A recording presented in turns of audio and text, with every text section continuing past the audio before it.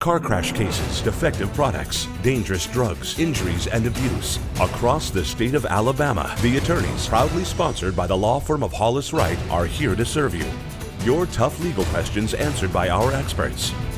The attorneys with Josh Wright from the law firm of Hollis, Wright, and host David Lamb.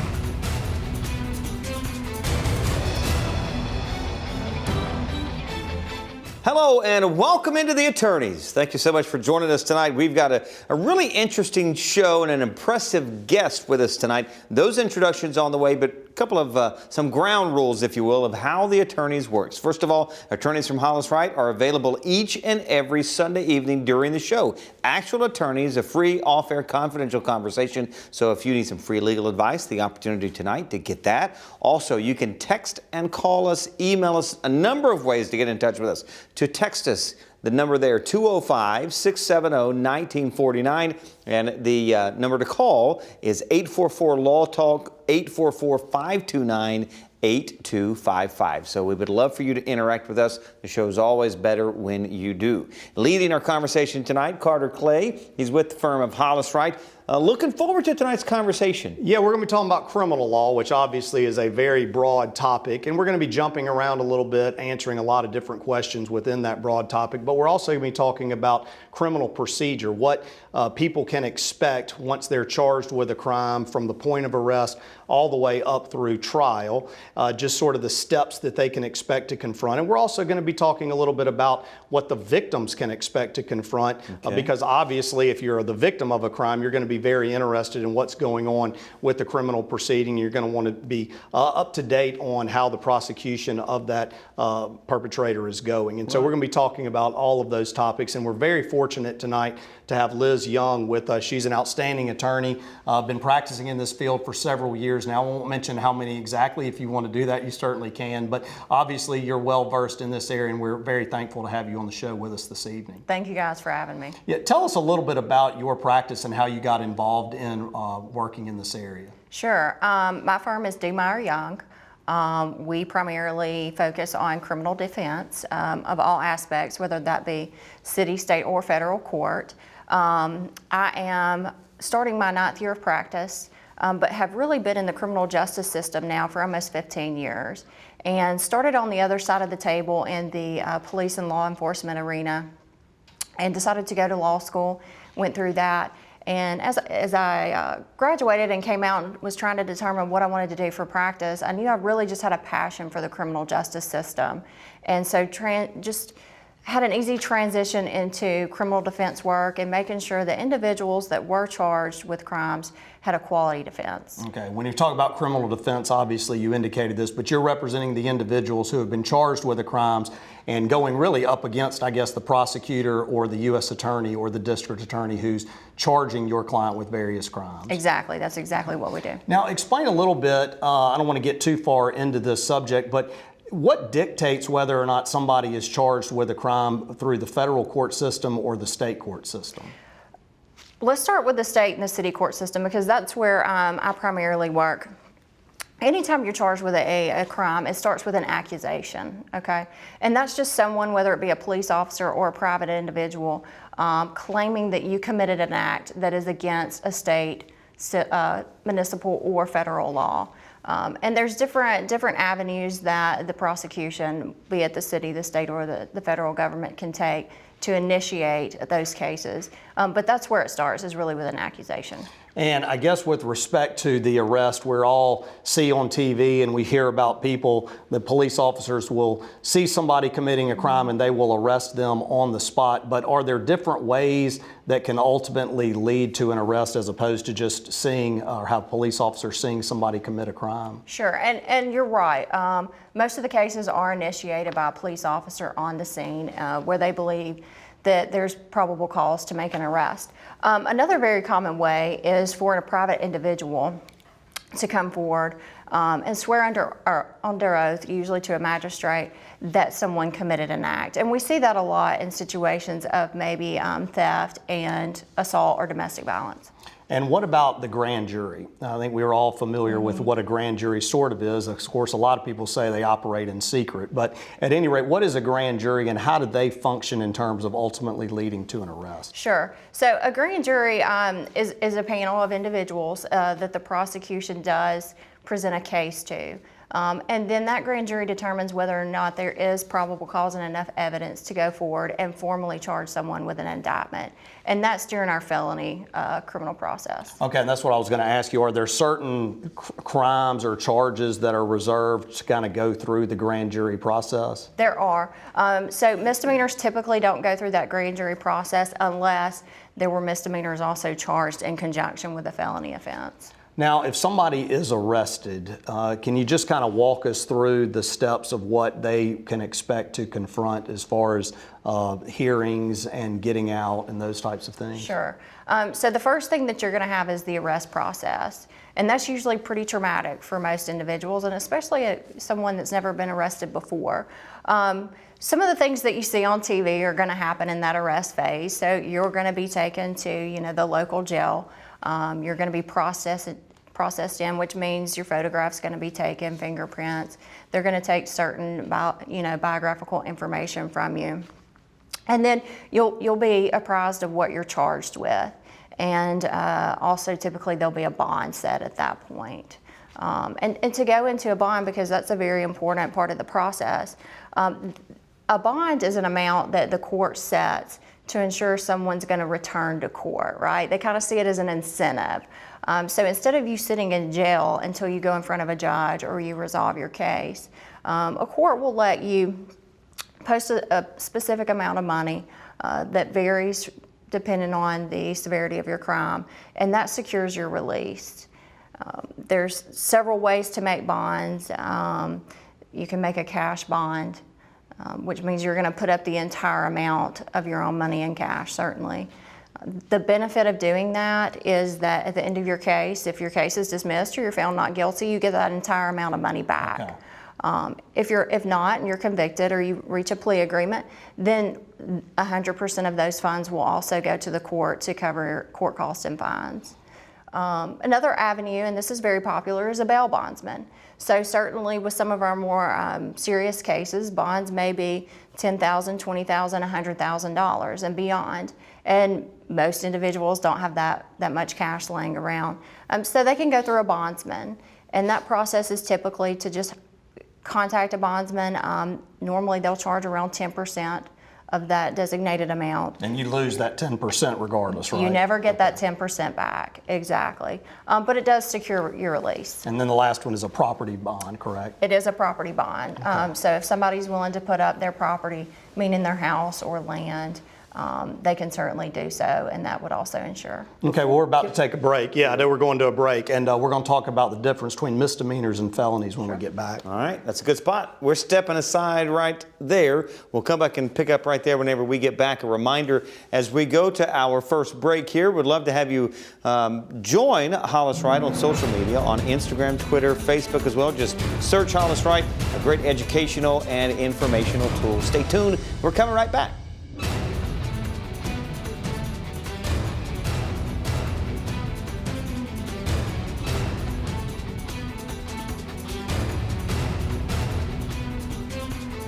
I'm Josh Wright with the law firm of Hollis Wright, a personal injury law firm.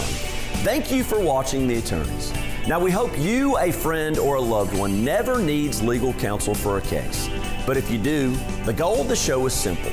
Provide answers and legal counsel when you need it the most. Your call to the show is free, so if you have questions specific to the show or related to other accident or injury-related topics, you can call, email, or text us. Or you can also follow us on Facebook or Twitter, or simply contact us by going to hollis-wright.com and click on the Contact Us link. We know your time is valuable, so thank you for spending it with us watching The Attorneys.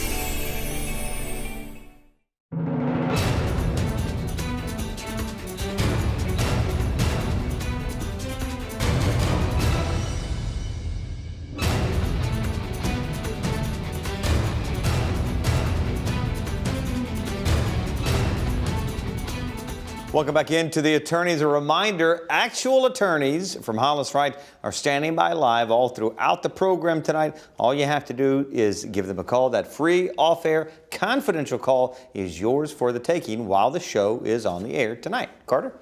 Yeah, Liz, I think everybody's obviously familiar with the terms misdemeanor versus a felony, but in legal terms, what are the differences between those two? Sure. So misdemeanors are typically our lower level crimes. You'll see that being a DUI, maybe a minor possession of marijuana, theft of a item that's $500 or less. So those are the less severe of any of the crimes that our individuals face. The main difference for individuals is obviously their freedom. And for a misdemeanor, you can serve up to 1 year in jail. Now, typically, our clients for those misdemeanors don't face that sort of jail time, but that is the maximum. Yeah, we don't want to scare people out there. If you're charged with a misdemeanor, you're definitely serving a year in jail. But yeah, so it's up to 1 year. And then with respect to felonies, what is the sentence range for those? Those start at a year and a day.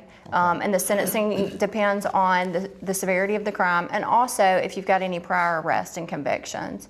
But it starts at a year and a day, and it can go up to, well, essentially the death penalty in Alabama. Yeah.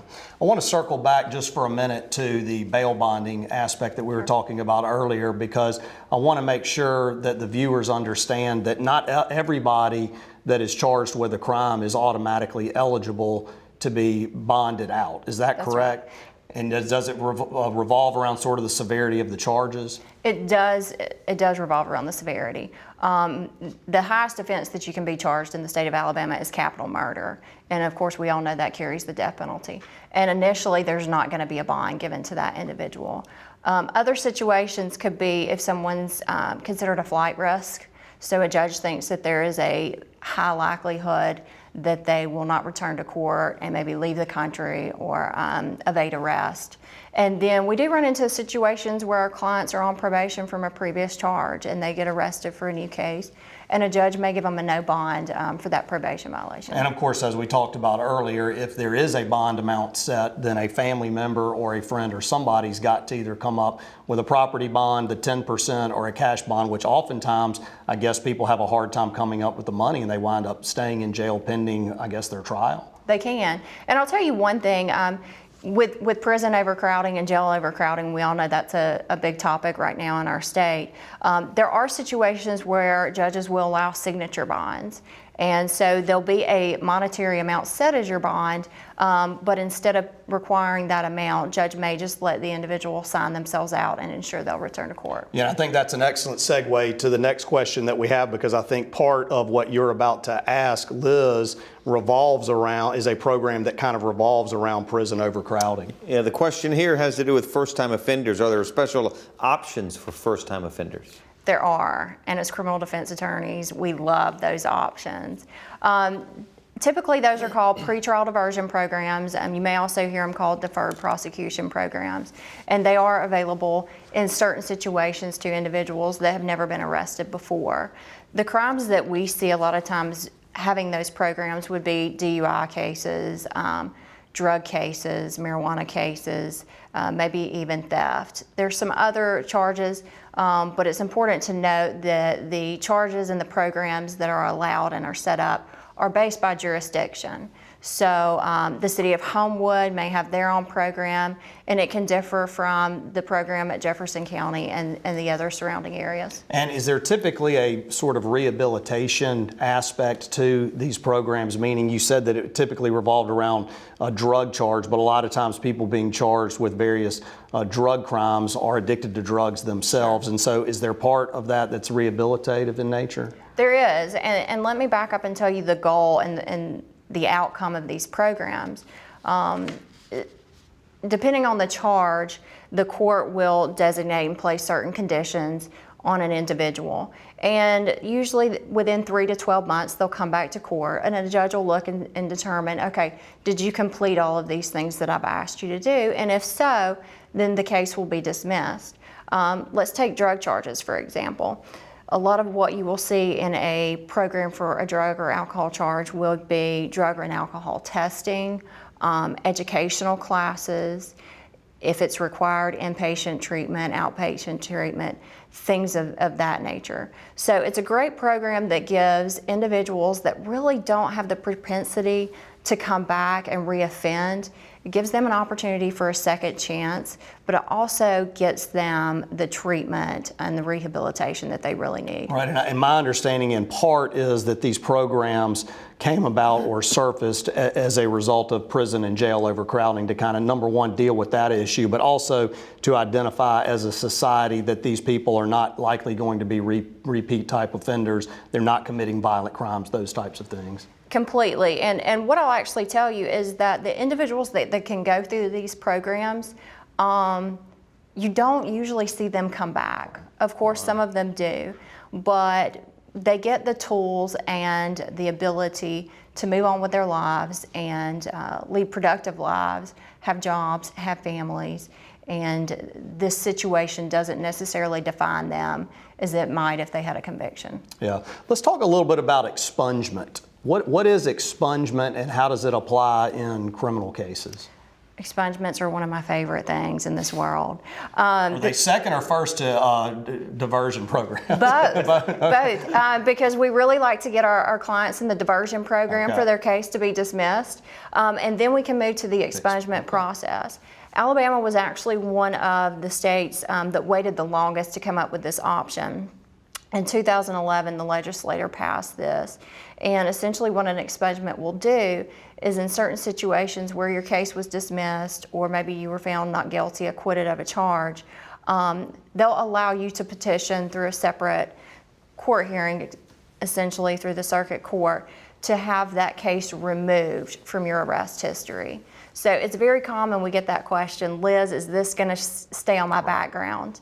And what individuals don't realize is that when they're arrested, that information is sent to a unit in Montgomery, and they input every single arrest that an individual has had on there. And it will stay on that arrest history, even if it's dismissed, unless you go through that expungement process. Okay, and I want to continue along those lines of talking about expungement, but I think we're about to go to break right now. We are. Time for our final break of the evening. We'll pick up more on expungement, I guess, coming up. Sounds kind of painful, but I guess it's a good thing. So we'll pick up right there whenever we come back. As we head to break, a quick reminder, would love to have you join the conversation here. Ways to do that, 205-670-1949 to text us and call us at 844-LAW-TALK, 844-529-8255. Stay tuned. We are coming right back.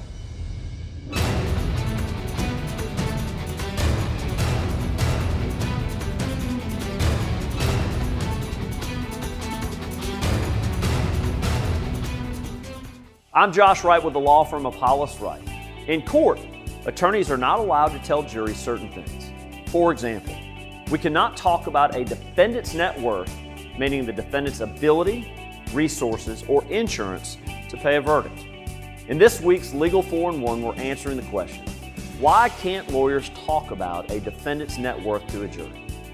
Now, Rule 403 of the Alabama Rules of Evidence states, in part, relevant evidence may be excluded if its probative value is substantially outweighed by the danger of unfair prejudice. Long-standing Alabama cases have held that the net worth of a defendant falls under this catch-all rule and is to be excluded. The reasoning behind the rule is that if a jury knows a defendant is wealthy, then the jury might award more money to the plaintiff. And this goes one step further. If an attorney makes any remarks that suggest the defendant is responsible because he is wealthy or rich and the plaintiff is poor, that can be grounds for a new trial. If you're ever on a jury, the reality in our state is this. In almost every lawsuit that goes to trial, the attorneys representing both the plaintiff and the defendant have already looked at whether there's sufficient insurance coverage or assets to satisfy a verdict. Most likely, the parties would not pursue a civil lawsuit if damages could not be paid after a jury returns a verdict. So even though lawyers cannot mention the net worth of a defendant during trial, there likely are resources available to pay a verdict in court. Please remember, your call, email, or text to the attorneys is free. All of us at Hollis Wright want to help answer your questions on real issues you face. And remember, a competent lawyer will respond to every question you send in. That's our pledge and promise to you. And as always, thanks for watching The Attorneys right here on WBTN 13.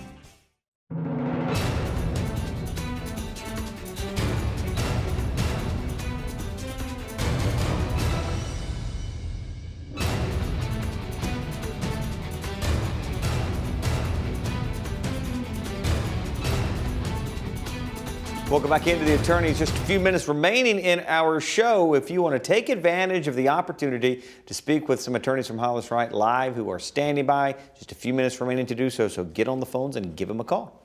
Carter? Yeah, Liz, when we went to break, you had emphasized the word dismissal as part of the expungement process or getting it off of the record. Is expungement, is it available to individuals who actually have pled guilty or have a conviction on their record? It is not. It's only available to individuals where their case was dismissed or they were found not guilty. So I guess that would be a key point that a lawyer would want to focus in on if they're dealing with a client that they think down the road they're going to want to have their record expunged, is trying to do everything they can to have it dismissed as opposed to pleading guilty or having a conviction. Right. We get a lot of calls from individuals that have low-level crimes from 10 years ago and they're interested in the expungement and they just don't qualify. And what is the process that you as an attorney go through for somebody who's looking to have their record expunged? Can you just kind of briefly describe what that process looks like? Sure. So we just get some documents from the court where they were originally handled their case, and we will submit a petition to the circuit court in the county where they were arrested. And one of our circuit judges will be randomly assigned to that case. Normally, there's not even a hearing required. We just submit the paperwork, judge looks over it, and if everything is in place, then we'll get an order granting it. And then from there, we notify all of the agencies, Montgomery, the Alabama Law Enforcement Agency in Montgomery. We notify the court of origination where you appeared for your case and all the police departments that have records so that they can make sure that they destroy those records. And what criteria do you look at as the attorney and that the court's going to look at to determine whether or not the person should have their record expunged? Sure, there's several considerations. The charge, of course, if they have any prior criminal history, and if they've got any criminal history that followed that arrest. Most of the time people come to us for those expungements for employment reasons. Yeah. And that's something that the court looks at heavily. Question we've got here: if I'm approached by an officer, am I required to answer the questions they ask? So you're required to answer certain information. We've got to give them our name, so we've got to give identification, social security number, date of birth, things of that nature. Now, we're not required to answer any questions about acts, okay, or any information that maybe they could use against us later in court. So if an officer says, "Did you steal that car?" you're not required to answer that question, and I'm going to tell you not to. And what if a police officer asks to search the car or perhaps search your house if they come and knock on your door? What are your rights in that regard? Always say no. And do so very politely. The Constitution provides protection for us against search and seizure. And so if they want to search your car or your home, then you always ask for a warrant. Now, are there exceptions to where they could search those things without a search warrant? Yes, they are. But I still tell individuals, always refuse a search. And if they do so anyway, then it may give your lawyer grounds later in your trial. Okay. Well, at what point in the process do you suggest that an individual contact an attorney to perhaps retain their services? Is it always as simple as soon as you're charged with a crime or as soon as you're arrested, as soon as you get out, call an attorney, or does it vary depending upon the charges? It varies depending on the charges. Certainly when you are arrested, that means you need a lawyer. And some people will say, "Oh no, that's a minor charge, that's just a DUI, that's just a small marijuana charge." You always need a lawyer. I like to say the time that you should have a lawyer is when you realize you're the target of an investigation, okay? And for a lot of people that may mean the day and the time that they're arrested. But there's also circumstances where we may know through police detectives contacting us for statements or things of that nature, where we may be brought into or the target of an investigation. And certainly you need to go ahead and retain a lawyer at that time and not wait until there's an arrest. Yeah, talk briefly, if you can, about youthful offender status Sure. and being charged as a juvenile and how critical that can be in terms of going forward and your record and things of that nature? Youthful offender status is available to anyone that is under the age of 21 when they commit the offense. And that's a great tool for some of our young individuals. And what the Youthful Offender Act does essentially is give some protection as far as who could see that record later on down the line. Really protects our kids and our young individuals from that coming back to haunt them in employment situations, maybe school situations down the road. So it's an avenue that as lawyers we can ask a judge for consideration of, and essentially would seal those records. Yeah, and we see that battleground oftentimes on TV and even in the real world settings, which I'm sure you've had some experience with, where you've got an individual, a child, say 14, 15 years old, that's charged with a very, very serious crime, maybe even murder, where they're trying to get youthful offender status, and oftentimes they're not granted it.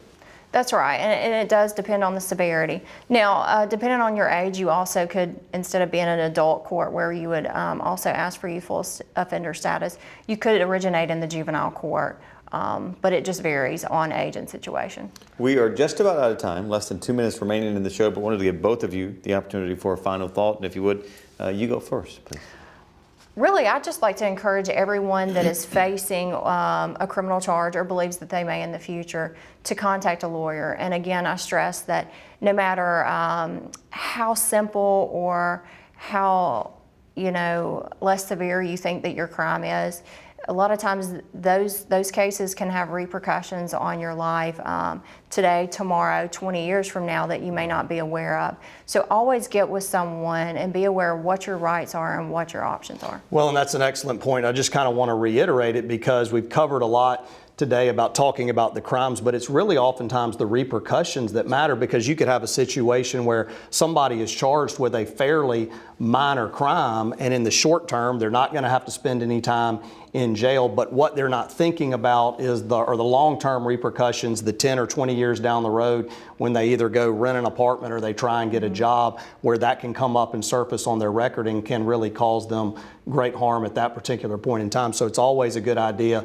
to at least reach out, call an attorney early on in the process. Can't hurt. You can give them their rights, tell them what the process looks like, and really be able to help them out. Absolutely. Good deal. All right.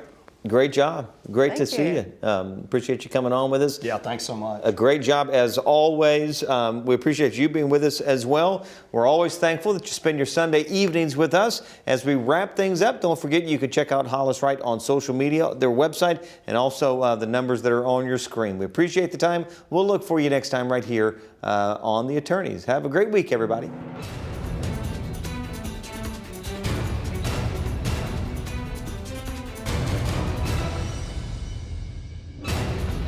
Thanks for watching The Attorneys, sponsored by Hollis Wright.